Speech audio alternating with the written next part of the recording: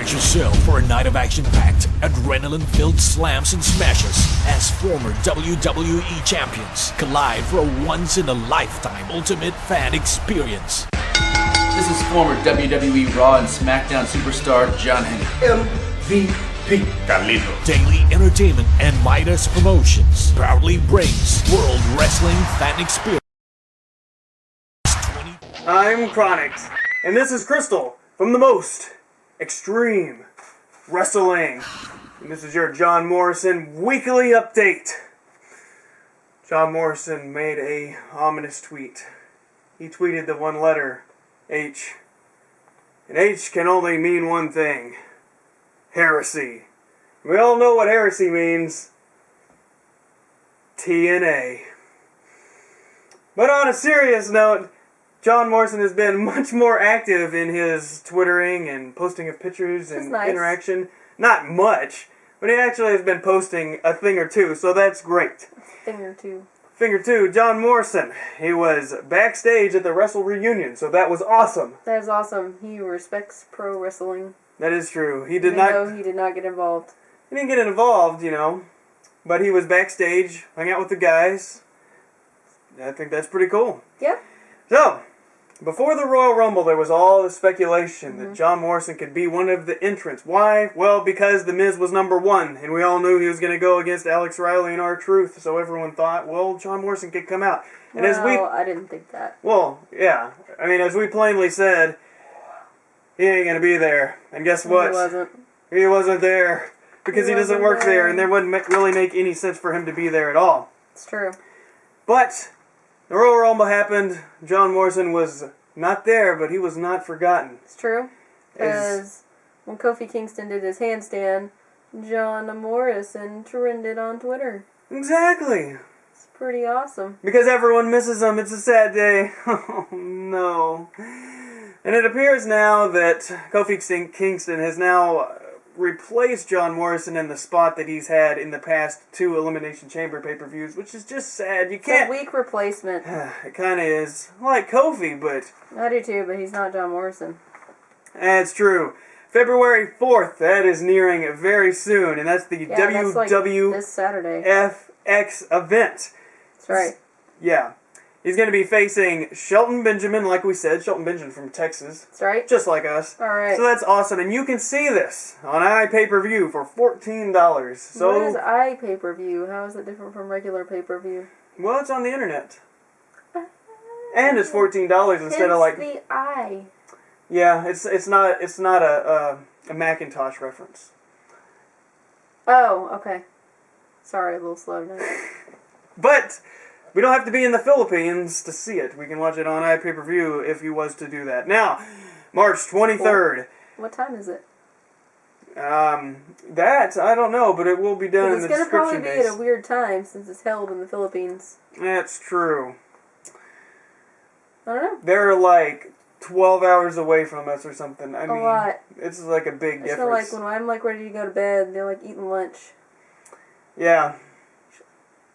Okay. But anyways, March 23rd, Northeast Wrestling in New York, WrestleFest 17. The main eventer John Morrison will be going against Fit Finlay. That should be an awesome match because Fit Finlay is right. I haven't seen him in a long time. That's because he's not in WWE anymore. But the next day, March 24th, John Morrison will be doing a autograph signing at the same place. So that'll be cool. Everybody will get to meet him and everything. He needs to come to the South. I know, down to the Texas area. Because Texas is like its Central own... Texas area? Yeah, exactly. It's like its own country. It's so freaking big. It takes us like 8 hours to get out of the state. It does. It's insane. It At least. It's longer to get out of the state usually than to go somewhere else. I know. Oh my gosh. It's insane. So, March 17th, Dreamway Wrestling. He will be doing autograph signings, so John Morrison is staying very active in pro wrestling, and that's always great. It is good. It's a good sign. It's a very good sign, and he continues to be in wrestling, and he loves and respects it. And, you know, we always say that, and fans of John Morrison always say that he loves and respects it. Of course, haters say that he doesn't, but there is one man who also echoes these same feelings and says that he loves and respects it. It is Mr. Ring of Honor himself, Jim Cornette. And if you don't believe me, well, Listen to this clip. And he talks about the stories I've told about Kevin Dunn. He says, this guy sounds like a complete fucking moron. You know Kevin Dunn, the big-time executive producer of WWE television. This guy sounds like a complete fucking moron. Even more proof, I was watching my old wrestling tapes I've recorded through the years, happened to pop in Tough Enough 2. Kevin fucking Dunn was watching John Hennigan, a.k.a. John Morrison, trying out for the show. He made the top 25, but every step of the way they showed that little bastard Kevin Dunn saying, oh, this guy's not a star, I can't see any potential in him, or all this guy is a gymnast, he can't wrestle, this guy doesn't impress me. And Taylor says, well, fuck, I wanted to reach my hand through my TV on a VHS tape from years ago and slap the piss out of that little fool.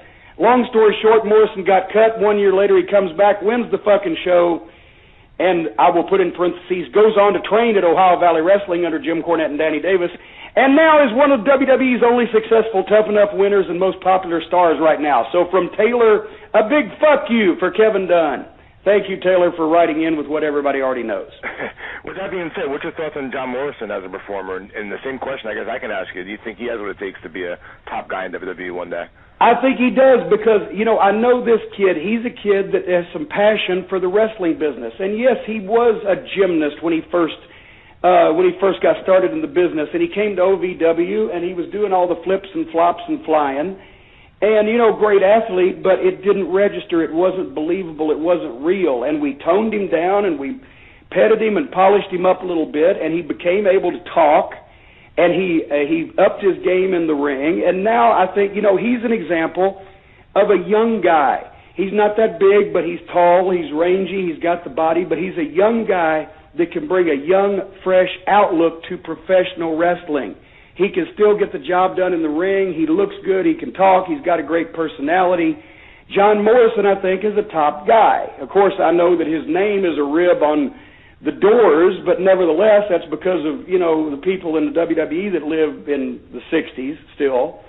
But nevertheless, he's taken it and he's made something out of it. And, you know, where the Miz has taken it and irritated people with it.